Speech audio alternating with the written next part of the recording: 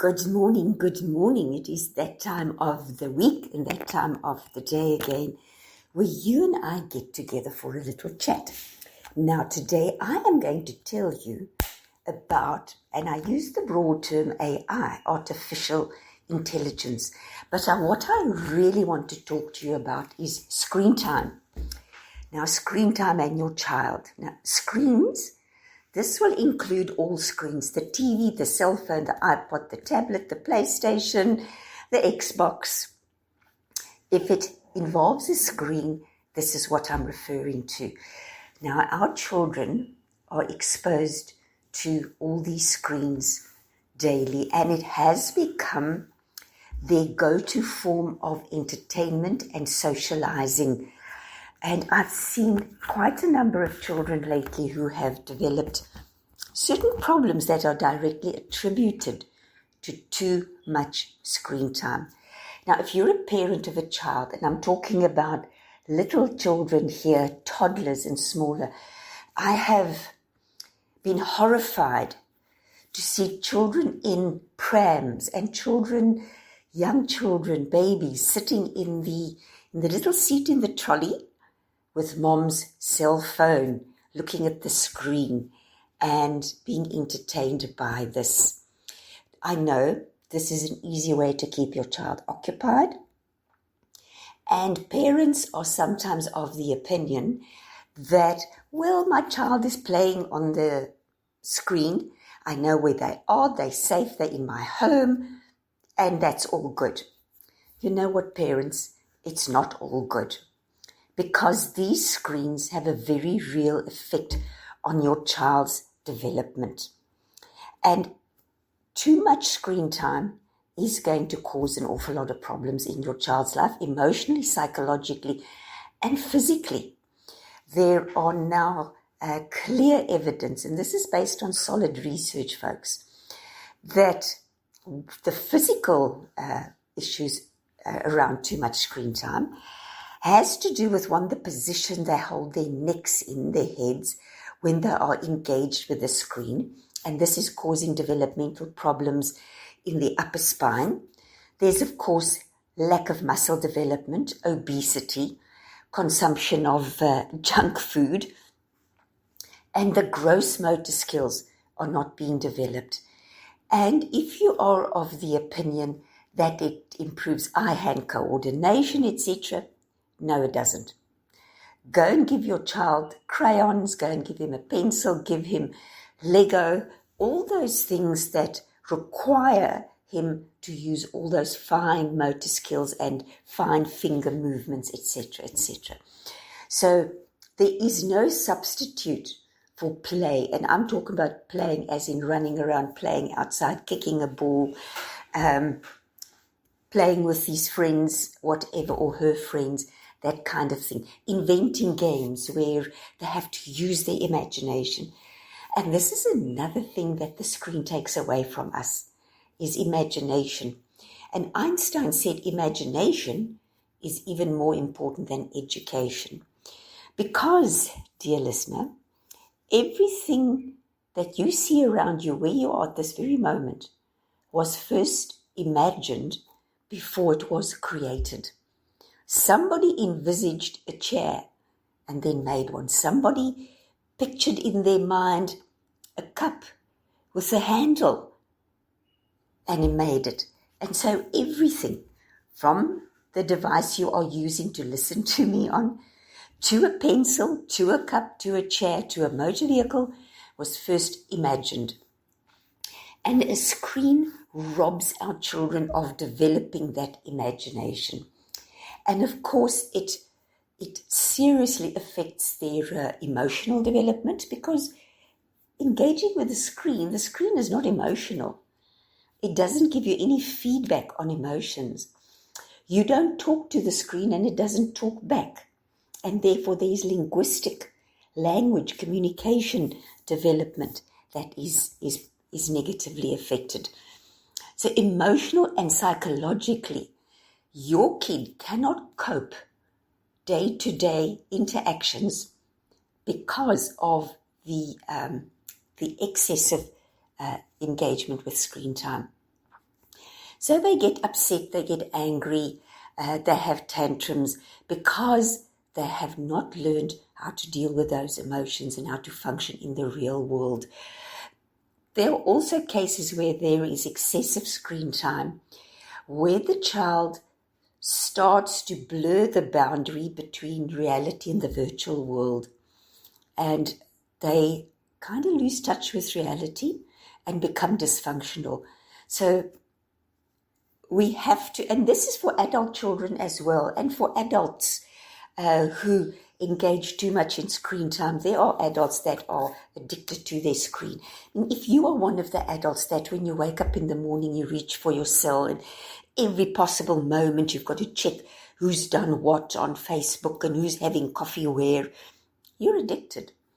And it's not good.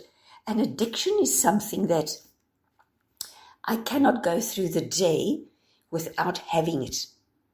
Okay, so we're all familiar with substance addiction, where there is a drug or an alcohol problem and people have to have it to function. The addiction to devices is what is referred to as process addiction. And this is where people, and as I say, this goes from young toddlers to adults, cannot go through a day without engaging with the screen. So just ask yourself, is what I'm doing good for me? Is what I'm doing actually adding value to my life? Or am I living in the virtual world where I am constantly, I want to use the word obsessed, addicted, to seeing who's doing what? And can I put that aside and say, for the next 2 days, I'm not going to look at my phone or engage with a screen of any description, except for messages and phone calls. We all know and accept that that's how we communicate, but I'm not going to engage in any other form of social media, because there is in fact nothing social about it. The other thing that too much screen time also does to us is isolate us. We find that we're sitting so engaged with this little device or big device that someone can talk to you and you're totally oblivious to it. When last have you gone to a restaurant or a coffee shop and just sat and looked around you at how many people are on a device?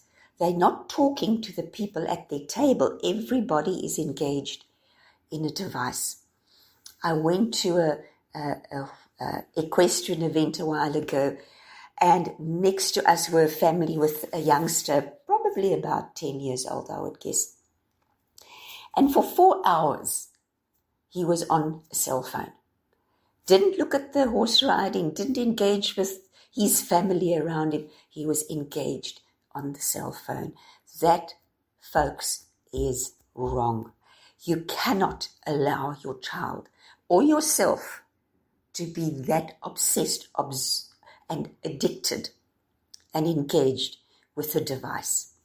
So let's look a little bit about the long-term effects. And here I am talking about the developing mind.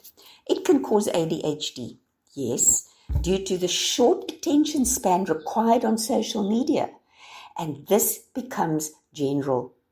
So your child becomes hyperactive or attention deficit because of the short attention span required on social media. And that becomes a general state of their brain functioning.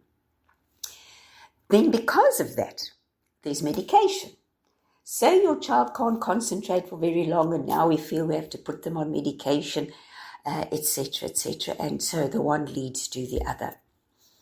It affects sleep because of the excitement that the engagement with the device causes, because of the hormones that are released and through the engagement with this device, it now causes insomnia. So your child can't go to sleep. You can't go to sleep. And the rule of thumb really is that you should not look at a screen for at least an hour before you get into bed. So folks, if your youngster has a TV in his or her bedroom, not a good idea. The phones, those devices should be taken away from them and say it is now bedtime, and as I say, an hour before, and let them start unwinding and relaxing and getting into that sleep routine.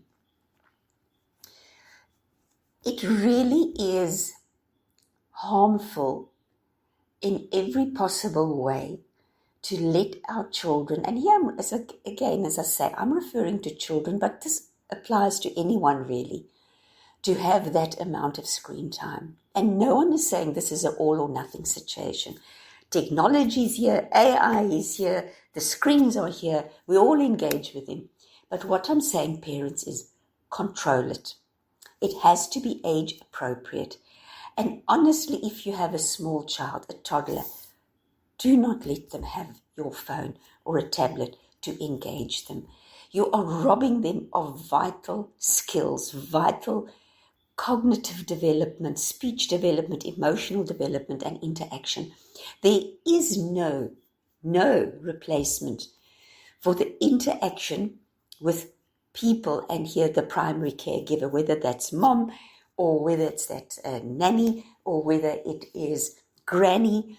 There is no replacement. There is no substitute for that. So please do not use a screen as a babysitter or a route of least resistance for entertaining and engaging with your child. It obviously, because your young person, toddler, is not developing communication, he or she is not developing emotionally, psychologically, and socially, they lose confidence. And so when they have to interact with the world around them, this becomes an anxious situation. And there you have then people starting to suffer from anxiety. And anxiety and depression go hand in hand. That leads to depression. And all of a sudden, we've got a young person who was perfectly healthy and normal, that now they are developing these issues because of excessive screen time.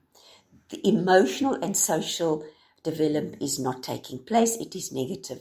And so because a screen is so isolating, they live in that virtual world, and there is just regression in so many vital areas, verbal regression, detrimental to the brain and the cognitive development, parents, language development, social, emotional development.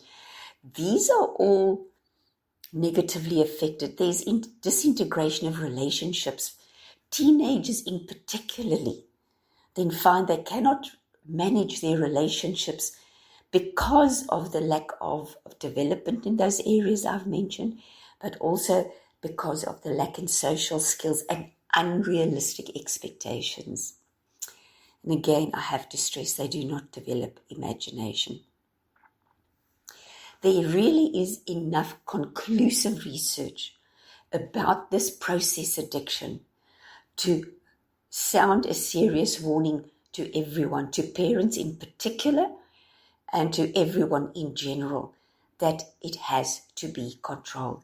There is nothing social about social media.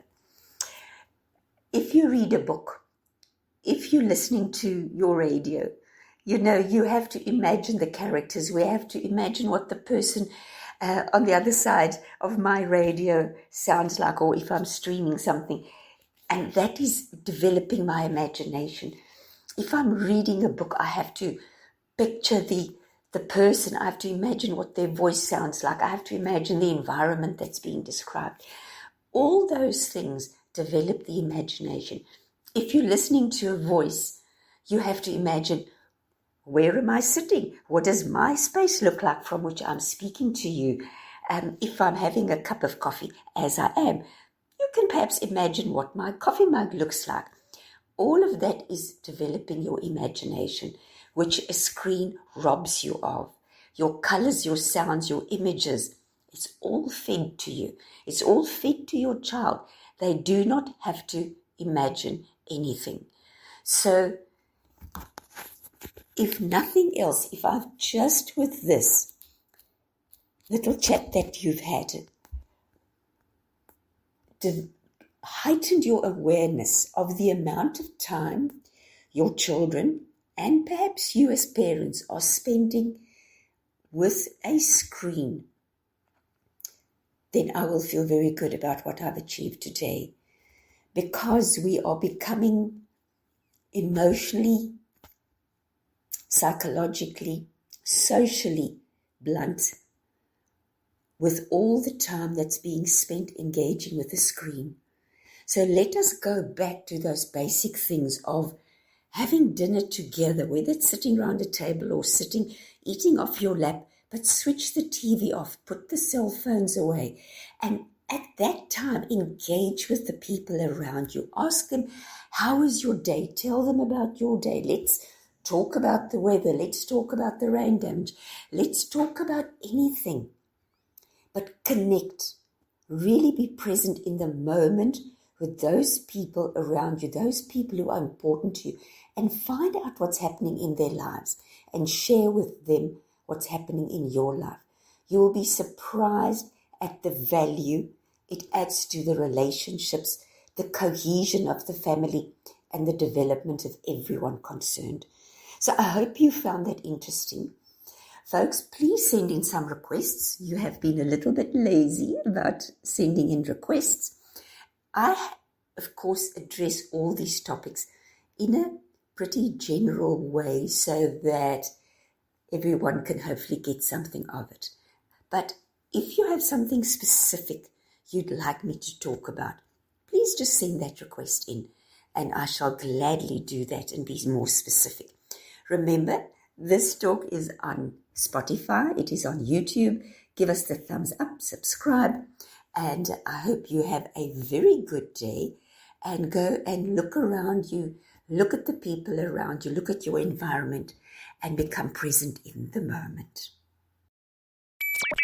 The radio station you can't live without. This is your radio. This is South Coast Radio.